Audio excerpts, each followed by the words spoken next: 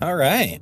Well, good morning. It's too early in the morning.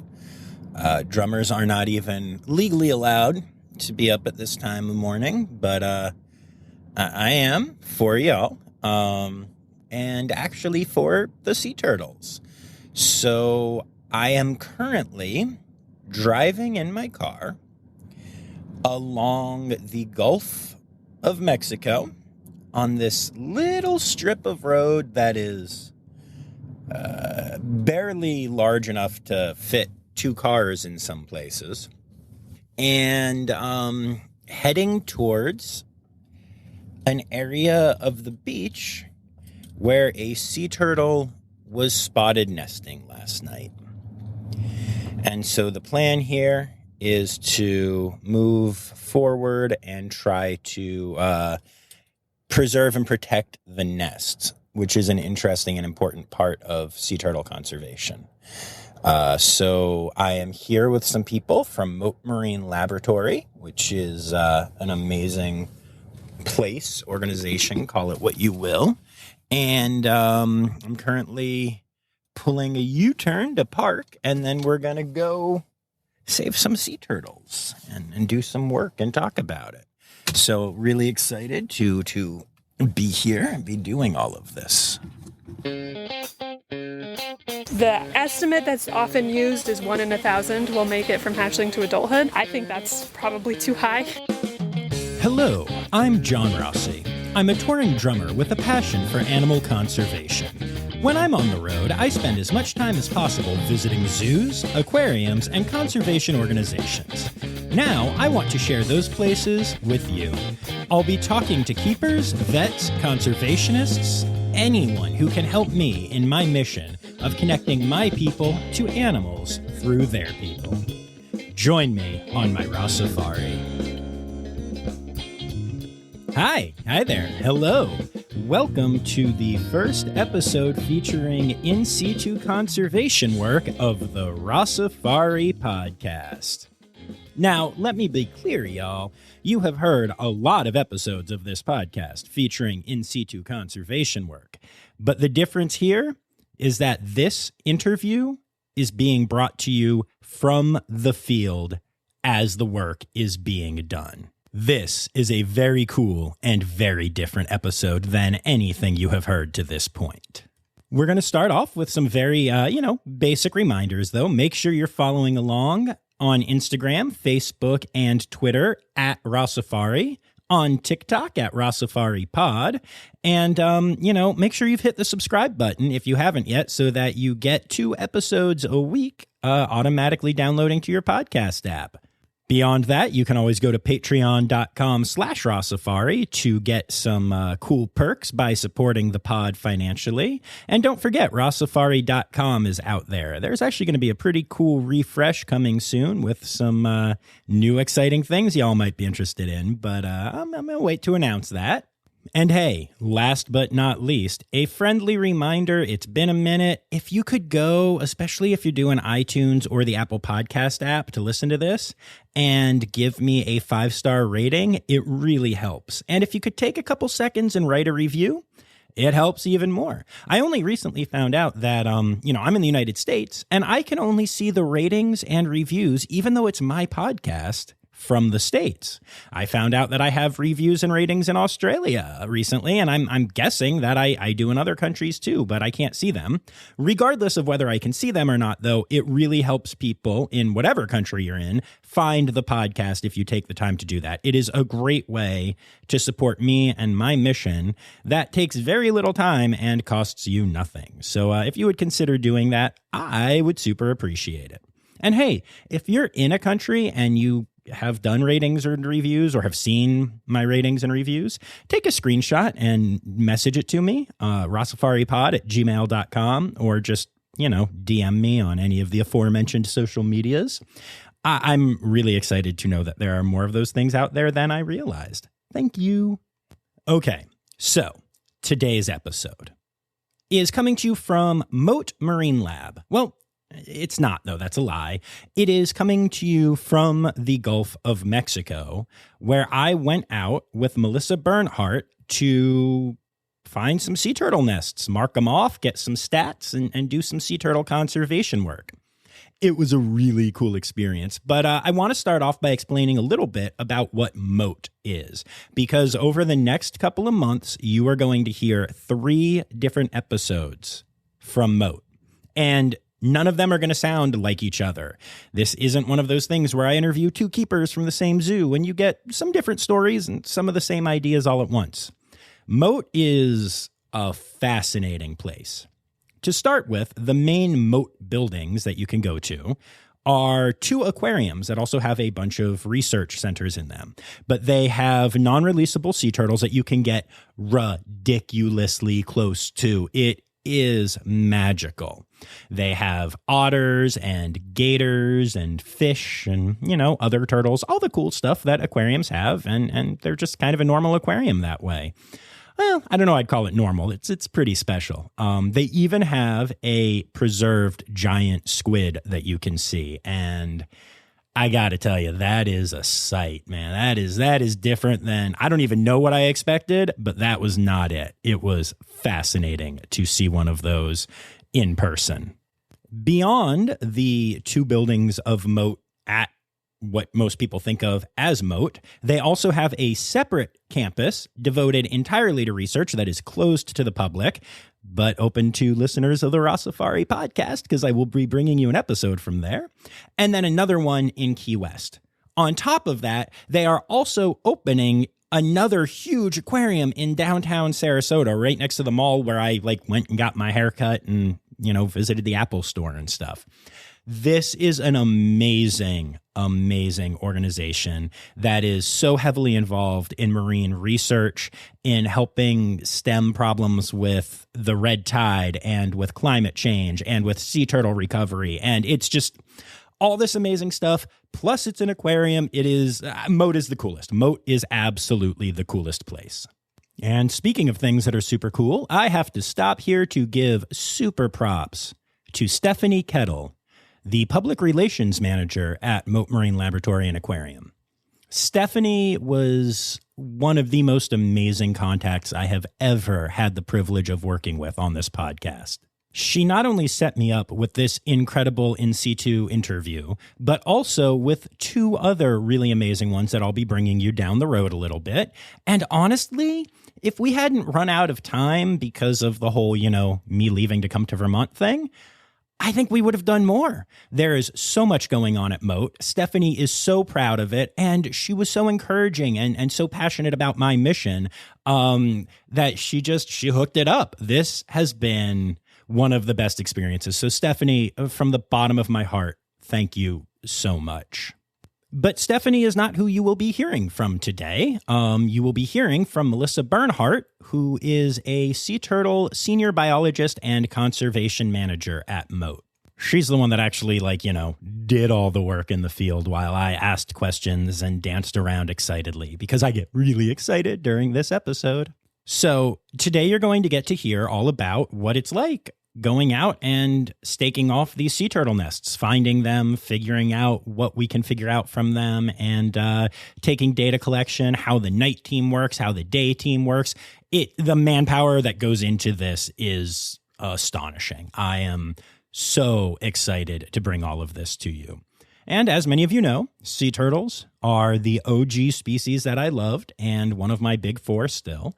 So you can just imagine how it felt to actually be out there on the shores of the Gulf of Mexico with someone actively working to save the species. It was magical. The whole interview takes place using my little mini recorder. You're going to hear the Gulf. You're going to hear, some variations of sound as Melissa's working and I'm hopping around. But it's just cool. To you, I really hope that it feels like you are there with me, because being there was amazing. So I'm going to drop in a quick ad here, and then we'll get to the interview. Today's episode is brought to you by Daydreamers Studios. Do you have stories and expertise to share with the world? Have you ever thought about starting your own podcasts? There's no better time to start than now with the help of a trusted production partner. Daydreamer Studios is a full-service production company that takes all the stress off your plate. You can focus on creating engaging content while they focus on recording, editing, audio engineering, hosting, and publishing on 22 platforms. Log into the advanced remote system with one click, and the Daydreamer team will be on the other end, ready for you to record everything you have to say. Owned and operated by Daydreamer Network, Daydreamer Studios continues on the company's mission to empower storytellers of all kinds by making podcasting accessible to all. For more information and current promotions, visit daydreamernetwork.com/studios.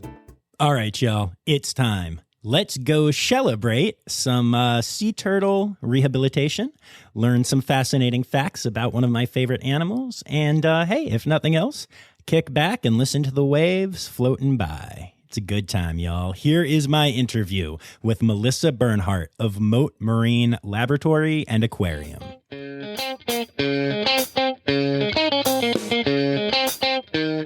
All right, so where are we right now? We are on Casey Key, which is an island in Sarasota County and on the Gulf Coast of Florida. And what are we doing here? We are on one of our morning surveys for sea turtle patrol. We're looking for any new nests that were laid last night or anything that's happened to any of the existing nests, whether that's a hatch or a predator activity or anything like that. Very good. And who are you? My name's Melissa Bernhard. I am a senior biologist and the conservation manager for the Sea Turtle Conservation and Research Program at Mote Marine Laboratory and Aquarium. Amazing. Oh, sea turtles. Yes. One of my faves. Yeah. So it's very beachy here, very sandy. Yes. Whole lot of Gulf water happening. Yeah, this is pretty exciting.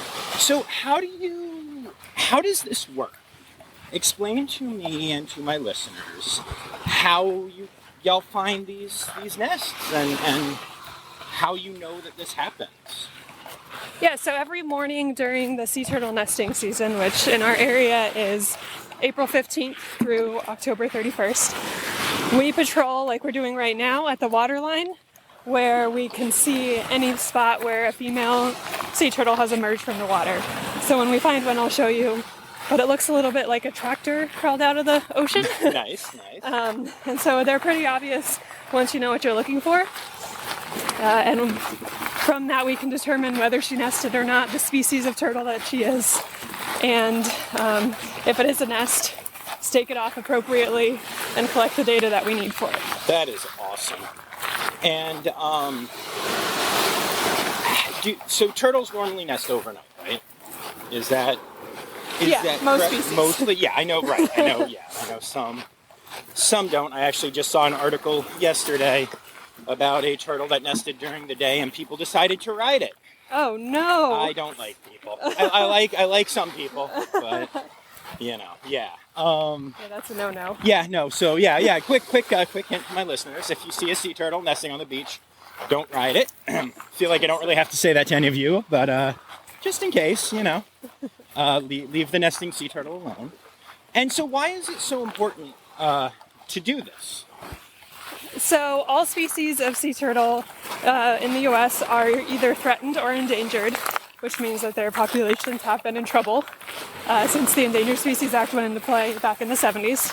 So we are part of the conservation efforts to protect those species by protecting their nests and collecting data on how many are nesting and how successful those nests are to try to assess how the populations are recovering, if they're still in decline, that sort of thing. Makes sense. And let's talk a little bit about the basics of sea turtle nesting and kind of the numbers and how all of this works, if possible. Not like exact numbers, but like, does a sea turtle nest 12 times a year? Does it do it once? Do they lay an egg? Do they lay a lot of eggs? Like very generally, but how does that work? Yeah, so for loggerhead sea turtles, which are the species we primarily have nesting here, They don't nest every single year. A female turtle will take a year or two off in between each nesting season that she participates in, and she will lay between 3 and 7-ish nests that season. So, and each nest has about 100 eggs on average. So she puts a lot of effort into that single nesting season, which is why she then takes 2 or 3 years to migrate back to her foraging grounds, refuel herself, get her next season's worth ready, and then migrate back in, 2 years or so. Right, cool. And we'll get back to stats in a minute, but we just found something. Yes, we did. So what did we just find? So here we have what's called the in-crawl of a loggerhead sea turtle, and we can see where she crawled out of the ocean. She's fairly small for sea turtles as far as they go. Probably about 200 pounds, which is large for turtles, but medium-sized to small for sea turtles. So she's got about a 2 to 3 foot wide crawl that comes out of the ocean with her alternating gait. And she crawled up, and it looks like she probably nested at the apex of it. Nice. And you can just read all of that from what looks like somebody dragged something through the sand slightly. That's impressive. Yeah. We get a lot of calls about you missed a nest and it's just a cooler drag. So yes, they do look similar to cooler drags and chair drags, but they do leave very distinct flipper patterns. No, yeah, they do. It's really cool to see that. That's so cool. And is that how you can tell what species it is? Yep, you can tell just from the crawl what species it is. That's so cool. Awesome. All right, and so what's next? Talk me through what we're doing. So we're going to head up to where I believe the nest is. It looks like our nighttime tagging crew was here last night and saw her. So they got some cool data on her as well as part of our mark recapture studies too. So we then set off up the beach, walking up, following the path, making sure not to disturb it. Mainly, I think, just because we thought it was pretty, because it would clearly be disturbed when other people came to the beach, until we got to the absolute top of the path, right by the seawall, where we encountered an actual sea turtle nest. Wow. So this is where the nest was laid, and it's got that extra stake there because the taggers were here and they saw her. So this nest is going to be special for us as part of a couple different research projects based on the what the taggers were able to see, and as well as being just part of our general understanding of how well Casey Key did in nesting this year. So it'll be a good nest for us. That's awesome. And so this is loggerhead, you said. Yes. But there are also some other species that'll nest here a lot less frequently. But you guys, did you get green sea turtles? And then how about like Kemp's Ridley?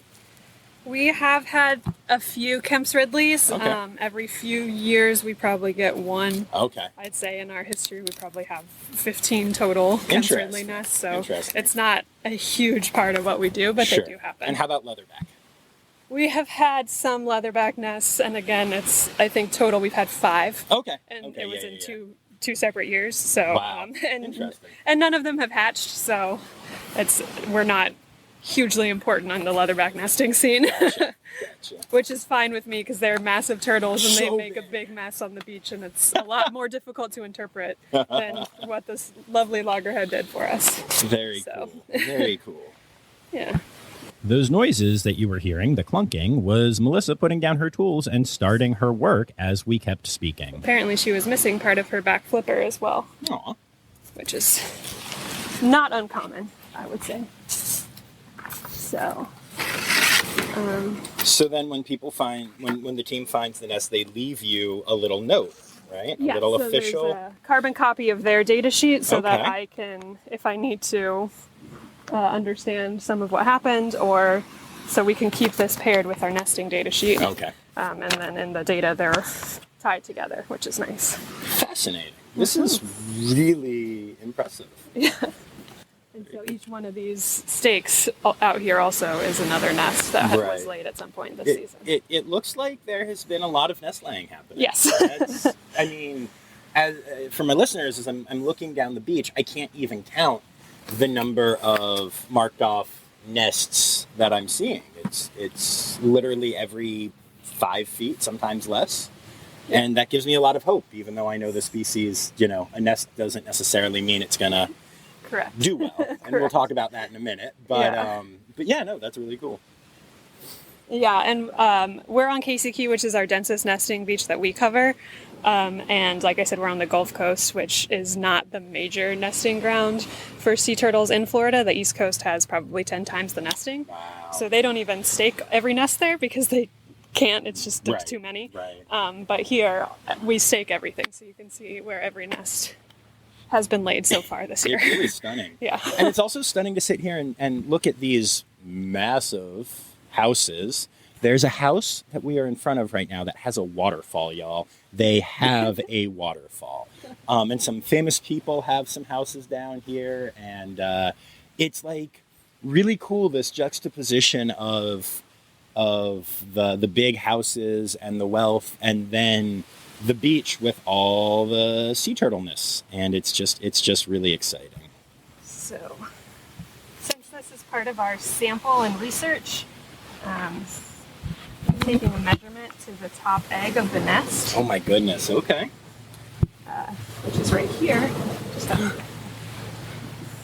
So you can actually dig right down in there. We don't do it for every nest, and we Right. only do it for the ones that are part of the research projects. And so we know exactly where the eggs are, but also we can get an initial depth measurement. So if I can actually find the egg, that's helpful, but it's right here. And the eggs are not what most people think of when they think of eggs, because I think most people think of chicken eggs. Yeah.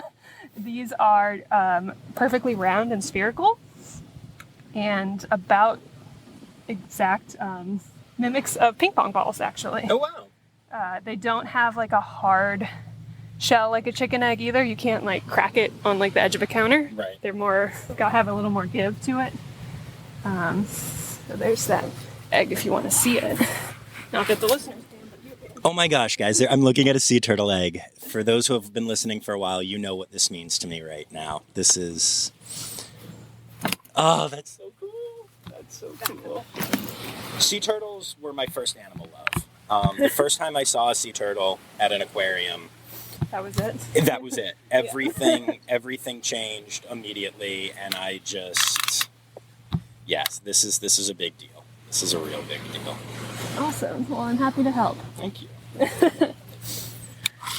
So, now that I've done that, I'm going to immediately cover it back up and leave the rest of them, or all of them, completely alone. And we'll just use that to mark where they are so I don't lose them. Fair. Because, part of their whole nesting process involves throwing the sand over it in a way that disguises the nest site. Right. Particularly from predators, but they're also successful at disguising it from sea turtle patrollers as well. So sometimes they are more frustrating than others. Fair. So what can you tell me about, well, first of all, because not everybody is here, and this is an audio medium, Yes. describe what these nest markings look like. Like, what if somebody comes to the beach for the first time, how will they know that they're seeing a sea turtle nest once you've been here and done your thing?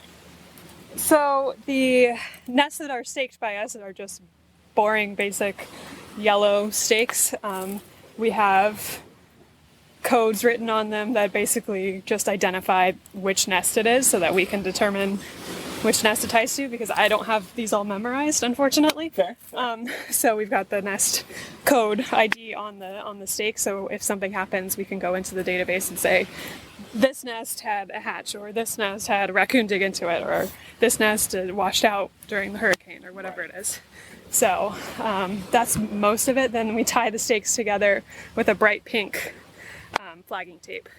So they just look like yellow toothpicks with pink dental floss between them. Yeah, that's a good description. Yeah, and really all of this is built on community participation and willingness to be a part of this, because sea turtles can have misdirection happen from normal light sources that we use, electric light. And basically what that means is they will, when they hatch, or even sometimes when they're nesting, they can be distracted by lights and not go to the right place. Especially the hatchlings might end up not going to the ocean, which is kind of important for sea turtles. But we found that there are certain like alternate types of lighting, red lights and stuff like that, that will not distract the turtles. So people who live along here, I believe we've had laws passed down here, correct? Yes, we have ordinances. Ordinances, okay. So that all of the outdoor lighting down here is sea turtle friendly, or is supposed to be. Supposed to be. Yeah, supposed to be. And when you're walking along the beach, if you're going to use a flashlight or something at night, you need to have like a red filter over it, right? Is that the basic idea? Or you really shouldn't use a light? Yeah, we prefer that people don't even use a light. And I've actually found that it's, contrary to what you would think, it's easier to see without any light than it is with a flashlight of any sort, because the flashlight, whether it's white or red, illuminates the area right next to you really well, but your distance vision is gone. Whereas if you don't use any light at all and you're just using the moon or the ambient sky glow, for example, you can see better distances. Cool. But we also try to actually discourage people from going out at night, because nesting turtles and hatchlings are easily disturbed, and so we would hate for someone who's just trying to, witness nature to actually cause more harm to the nesting turtles or the hatchlings. Absolutely. Good to know. If you want to see turtles, go to an aquarium that has them. Do you know any good ones that might have, especially places that you could get up close I can to think sea of turtles? one, off the top of my head. But during our hatching season, sometimes our hatchlings that are having problems end up in our hatchling hospital, which part of it is visible from the aquarium. So we do have a tank with hatchlings in it that are waiting to be released, which is a great way to see hatchlings because they're just recovering. Right. And they're stupidly adorable. I was there 2 days ago, and there are 3 adorable on exhibit right now, and it is dumb how cute they are. It should not be legal. Yes. And those are just the loggerheads. The other species, the hatchlings, I find are even more adorable. Oh, wow. Because the greens have very long flippers, so they're, even as hatchlings, they're a little clumsier. Right, well, eventually that will lock in the satellites I need, but for now. So, what can you tell me what that is? So I am collecting mostly locational data for this. So I've got my GPS that is trying to find satellites. We're right against a seawall, so it takes a little bit longer sometimes for that. And I'm going to take a measurement for how far out of the water she crawled, because we want to know what percentage of the beach she actually utilized on this emergence, which is most of it, because she's right against the seawall. Yeah. And then I've also got basic, like the address that we're in front of. The state has divided the shoreline into 1,000-foot segments, so I've got which one of those it's in. It's almost all about the location of this exact nest, as well as the species, the date. Right. Basic things like that as well. Cool. This has found them, so I'm going to write this down really quick if I can get it to... There we go.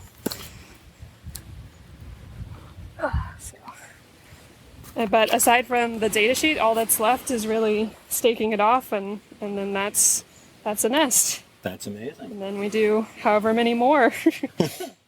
So what can you tell me about, like, so we said there will be hundreds of eggs, and yet sea turtles are incredibly endangered, and assuming that, like, this is somebody's first time hearing this, that might sound a little confusing. How is that possible if there are nests as far as the eyes can see and hundreds of turtle eggs in each? I would estimate that there are 20,000 sea turtle eggs on this beach that I can see right now. Not the eggs, but, from marked off and stuff.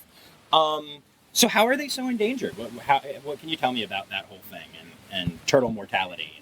Yeah, sea turtles take the ecological philosophy of just put as many out and see what happens, hope for the best. Which is an option. It's not what humans do. Can you imagine? But so what they do is, like I said, they'll lay, let's say on average, 500 nests in a season, because we'll pick 5 nests for a year and 100 eggs in each of those nests. The mortality of those eggs is not great. The estimate that's often used is 1 in 1,000 will make it from hatchling to adulthood. I think that's probably too high. Wow. There's just a ton of obstacles for them. The eggs themselves are apparently very delicious for raccoons and armadillos and coyotes. We have a lot of predator problems here, and there are other predators we don't have here, thankfully, but that do also enjoy turtle eggs in other parts of the world. Feral hogs, foxes, etc. Pretty much anything that will eat an egg will eat an egg. Right. And then the hatchlings are the size of about the palm of your hand. So almost anything that can eat something that small will eat something that small. So once they get into the ocean, there are birds, there are fish, there are sharks, there are who knows what that will eat them. And they're small and trying to swim and navigate in the giant ocean as well. And then there are the human-involved problems as well. So artificial lighting is actually a big one that people don't really think about, but you were talking about it earlier with the lights, and as hatchlings, they crawl out of the nest, and the first thing that their body knows to do is to navigate towards the ocean or towards the area that is the brightest horizon around them, or away from the darkest horizon, whichever way you want to think about it. And on a natural beach, even if there's no moon, the dune is darker than the ocean. The ocean is shimmery and reflective, and that's what draws them to them. So that's the problem with artificial lighting. Draws them to the condo, to the pool, to the street light, wherever it is, where they can more easily be found by predators, where they can fall into their own peril, where they just exhaust themselves without making it to the ocean. So there's a lot of hatchling mortality on that side of things too. And then as they get bigger, boats, plastic pollution. Well, plastic is a problem from tiny size, but boat strikes become a problem for adults too. So, and they have no parental care at all. They have no one to teach them how to be a successful turtle. So there's not a lot that make it the whole way. Right. That makes sense. When y'all take in hatchlings and kind of give them a head start when you have those moments, is there anything that you're able to do to, I don't know, teach them to turtle, or is it just let them live and they let their instincts take over? I don't think that we could teach them things. They're without being mean, they're not really the brightest of animals. They don't have like a big cognitive function part of their brain. The brain of the adult is about the size of your thumb. Oh, okay. So not great, because that's a large animal. Yes. Yeah. And their heads are huge, and everyone, you think, oh my gosh, they've got these giant heads. They must be brilliant. But most of their head is muscle. I know a few humans that are like that, too. Yeah.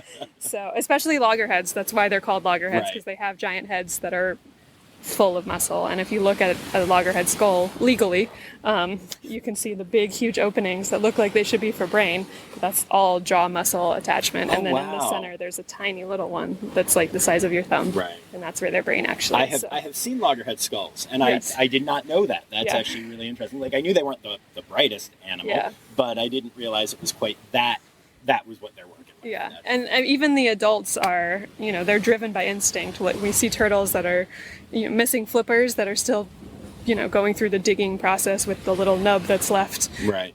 They'll just plow right over whatever. That one ran over that nest stake and had no qualms about it.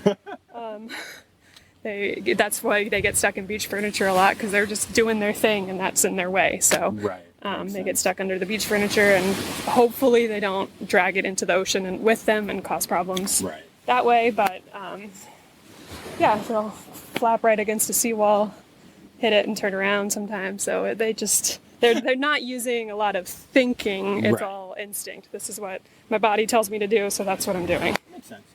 But they do have personalities, or turtle-walities. I don't know. They have their own preferences, and like this turtle nested here, that one nested there, and that one nested way down by the water. Right. Who's right? I don't know. Right. So. Yeah, I've often thought, and this is going to be a weird question, but I've thought this from observing other turtles, not sea turtles as much, but that turtles don't know that they have shells, that they think that they are the size of their head roughly. Because I have seen on exhibit and pet turtles and all kinds of stuff where they will try to swim or try to walk, depending on what kind of turtle we're talking about, through a space that is the size of their head. And they literally seem to not understand, and they will just keep going, like you said, and keep trying for like quite a while. I don't know. This is just something I have seen. Maybe this is goofy. I don't know if you have thoughts on this. I'm a goofy person. Yeah. But I've often thought that like turtles literally don't realize. I know that they have it as like a protective thing, but like they don't realize that they're as big as they are when they're trying to move through spaces. I think that's probably true. I don't know that I know of research to support that, right. but like I said, they kind of just plow where they want to go, and if they can't do it, then at least for sea turtles, they'll turn around and leave. Gotcha. I've seen box turtles in particular literally just like keep trying. It's like, dude, you don't fit through the space. But they can feel through their shell. They're very tactile, Right. so they'll rub on things and like scratch or whatever through their shell.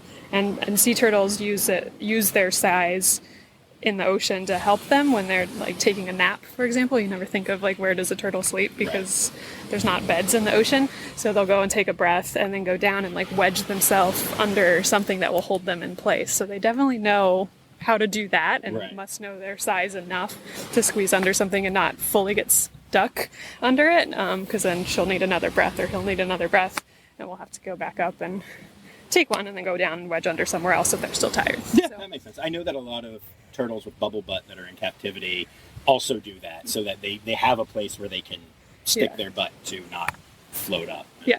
It's cool to see. So, very cool. Yeah.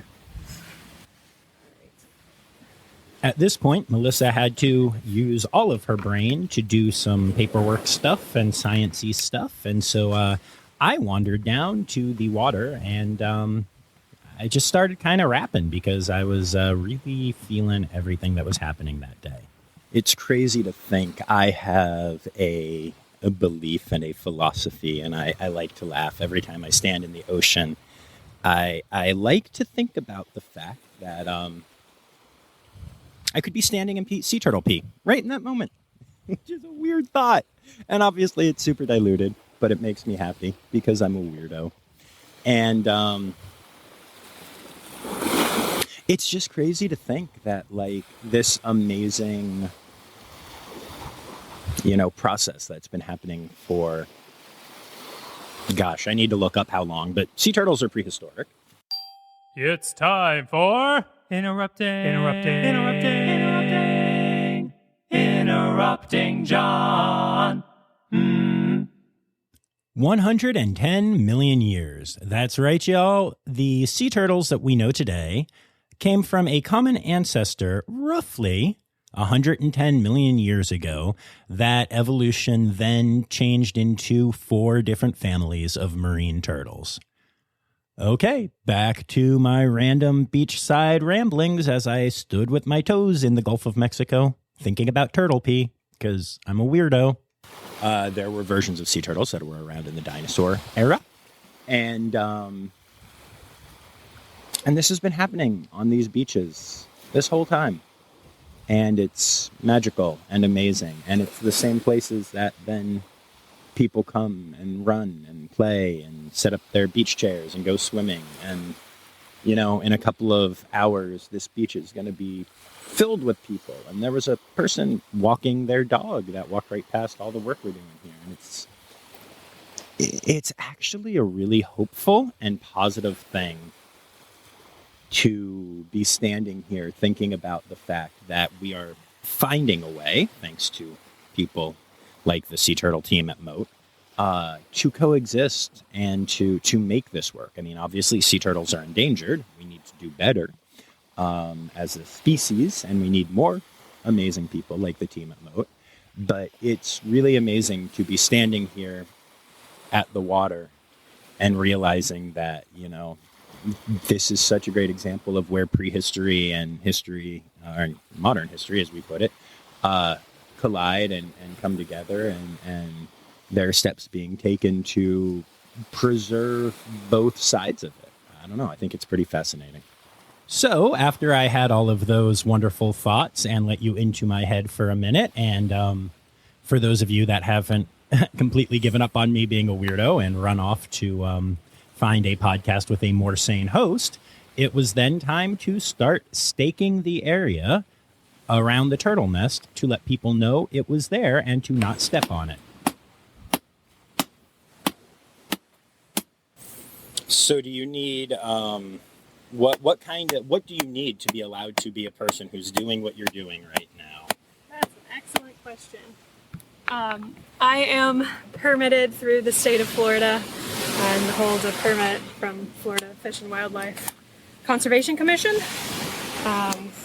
In order to get a permit, you have to have years of experience and pass a test and all sorts of things. We have a lot of requirements under the permit for how things are done, why things are done, which things are not allowed to be done, etc. So, and then at the end of the season, all the data collected under that permit has to get submitted to them. Okay. Basically proof of following directions. Right.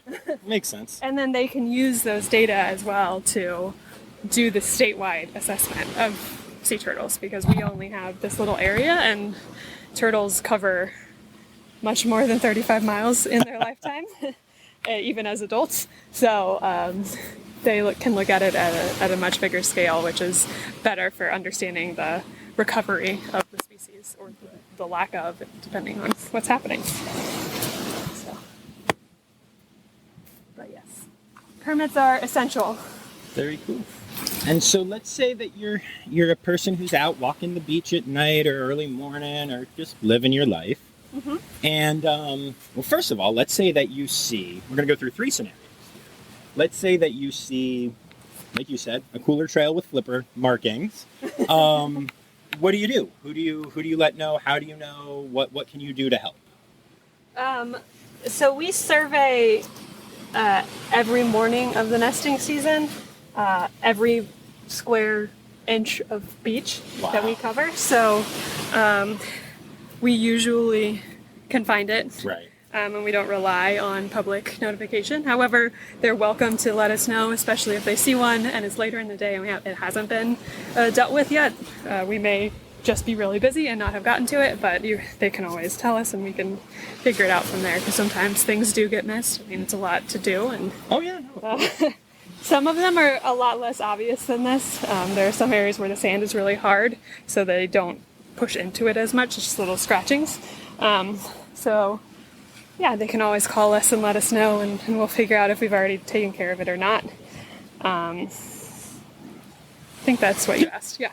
Cool. Perfect. No, perfect. And then, scenario number 2, again, I know we don't want to encourage people to be out looking or out on the beach, but we also know that people will go for nighttime walks. It's a thing. Yep. So step number 1, no cell phone light, no cell phone, nothing, stay off the dang thing. But beyond that, again, let's say that you're there and you see a sea turtle and you decide not to ride it because you're not a horrible human being. What should you do in that situation? Stay behind her. They can see better than you probably can, but their vision isn't great. But they can see movement and light, especially if it's an unfamiliar one to them. It can startle them, which can cause the female to abandon her nesting attempt, which is called a false crawl or a non-nesting emergence. It does happen for other reasons as well. It's not just because people were out there, but it can be increased if people are around. So if you see a nesting turtle, stay still, quiet, no lights, even red ones, turn off any light that you have, and stay behind her where you can't see you in her peripheral. She'll crawl up if she nests. That's awesome. You can watch it peacefully from a distance, quietly. Let her crawl away normally. Don't ride her. All of the above.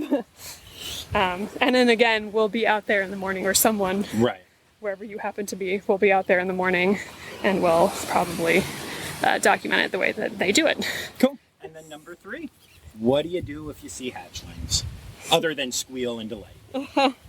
It's kind of the same thing. Hatchlings are also covered under the Endangered Species Act. Believe it or not, they are part of the same species, so they're also protected. So it's just as illegal to harass and interfere with hatchlings as it is a nesting female. It's a lot harder to ride a hatchling, so that doesn't happen as often. But a lot of people will pick them up thinking they're doing the right thing, taking them to the water. As long as the beach is dark, they should be able to find the water on their own naturally. If you're out there and you see them going the wrong direction, the best thing to do is call, if you're in the state of Florida, call the Fish and Wildlife. They have a hotline for wildlife alert, and they should be able to instruct you what to do, but you should not just go gathering hatchlings on your own whim. Right. Because again, that's just as illegal as riding a sea turtle down the beach. And I think that's really important to say it that way, because I don't think most people that would do that are doing it to be bad. Right. I think they're trying to be helpful. I think, 15-year-old John would pick up every baby sea turtle and try to put it in the water because I think I was doing a good job, Right. And so it is kind of, I feel like humans sometimes have a bit of a savior thing, Yeah. and but just leave them alone. Call the authorities if you see something, like you said, if they're going the wrong way or something. And I would say, especially in the United States, at least, I said that very southern, in the U.S., that most of the harassments of sea turtles are people trying to do the right thing and not realizing they're doing the wrong thing. Right. In other places, there's more problems with poaching and bad things like Sure. that, which there are cases of that in the U.S. as well, but it's a much lower. But I think a lot of people think they're doing the right thing and can actually cause more harm to them, and so that's why it's best to call someone who has a permit, or someone or the people who issue the permit is at best, and they will determine what action is best for what situation you're going Right. on, and if they at that point decide to tell you what to do, then they might do that. But I wouldn't take it upon yourself to try anything without, for any species that's Right. Yeah, we're not just talking turtles. yeah, but most of the situations that we have locally of things that go wrong are people trying to do the right thing that don't have the education to realize they're doing the wrong thing. Right, makes sense. And then last question that I have for you about all of this, if I may, is just flit it out of my brain. I love when that happens.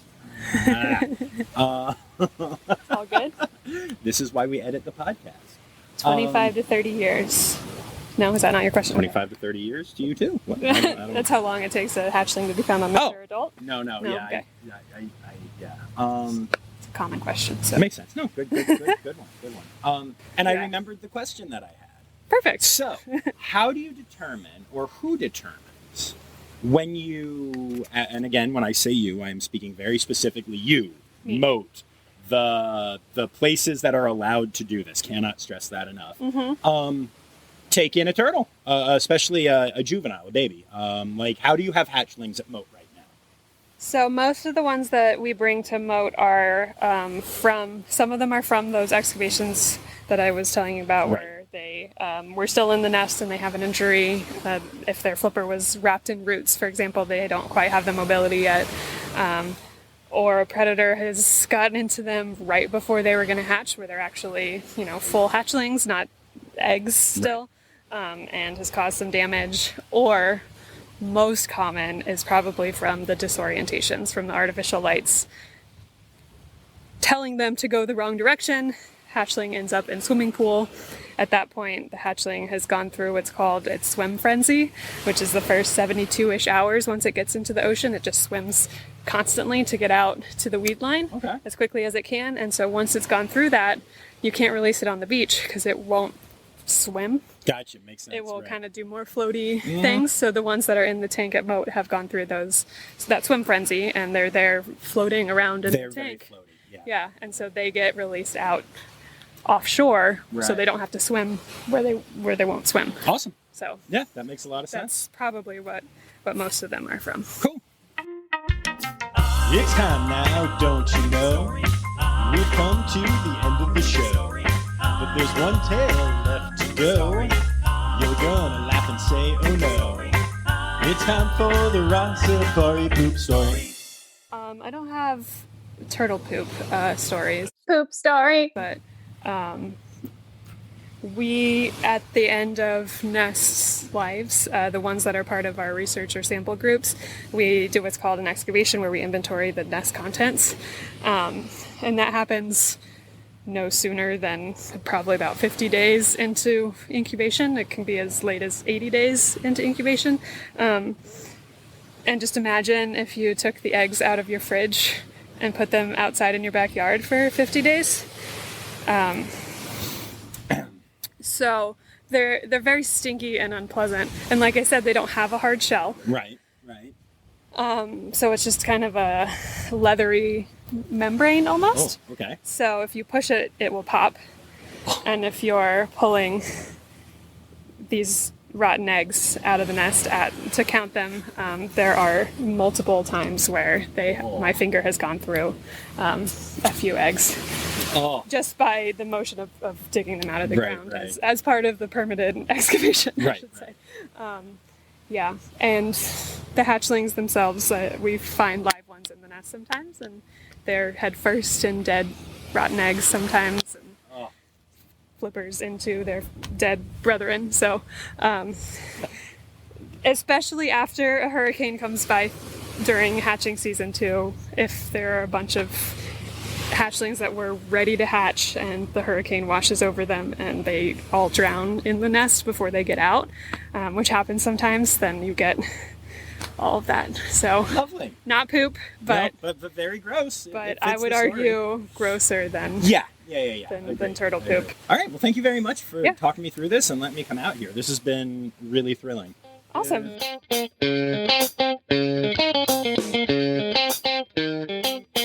So literally, the day that I started putting this episode together for y'all, I got an email from Mote, the Mote Insider, which I guess I get because I'm a member there, because I went that many times when I was in Sarasota.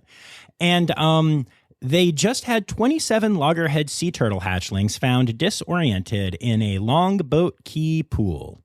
So they rescued all 27 loggerheads and brought them to the hatchling hospital to be under the watchful eye of Mote's animal care team to make sure that they are healthy and in good shape before being released back into the ocean. Mote is killing the game, y'all, saving these turtles and giving them a real chance at life. And I was just so excited to share a small part of that with y'all. You can make sure you're following Mote on Instagram and Facebook at Mote Marine Lab, or visit their website at mote.org. And remember, friends, don't ride sea turtles. Oh, and also the word credits backwards is Steiderk. The Rossifari podcast is produced, hosted, and engineered by John Rossi. Editing and fact-checking by John and Dr. Zoe Vesley Gross. Our theme song is Sevens by Nathan Burke, performed by Nathan and John. Interrupting John theme and additional voices by Taylor Isaac Gray. You can reach John directly on Instagram and Facebook at Rossifari or by email at rossifaripod@gmail.com. Rossifari is part of the Daydreamer Media Network. Now, stop listening to me and go visit a zoo.